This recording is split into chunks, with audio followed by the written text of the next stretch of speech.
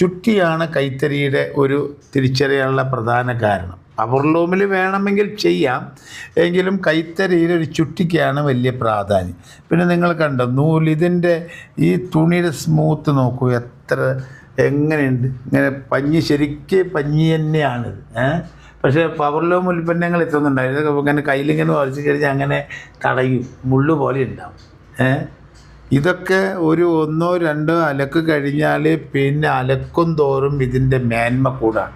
നിങ്ങൾ 20 വർഷം ഈ ഉൽപ്പന്നങ്ങൾ ഒരെണ്ണം വാങ്ങിച്ചിട്ട് ഉപയോഗിക്കും, അലക്കും തോറും ഷൈനിങ് കൂടും. മറ്റേത് 1-2 യൂസ് കഴിഞ്ഞു ഒരു നനയിൽ തന്നെ അത് ചുരുങ്ങിപ്പോവും. അപ്പം നമ്മുടെ സൊസൈറ്റി, പ്രത്യേകിച്ച് കുത്താമ്പുള്ളിയിൽ ഈ ഗ്രാമത്തിൽ തന്നെ 100% കൈത്തറി വസ്ത്രം മാത്രം നമ്മൾ ഉൽപ്പാദനം ചെയ്ത് വിപണനം ചെയ്യുന്ന ഒരു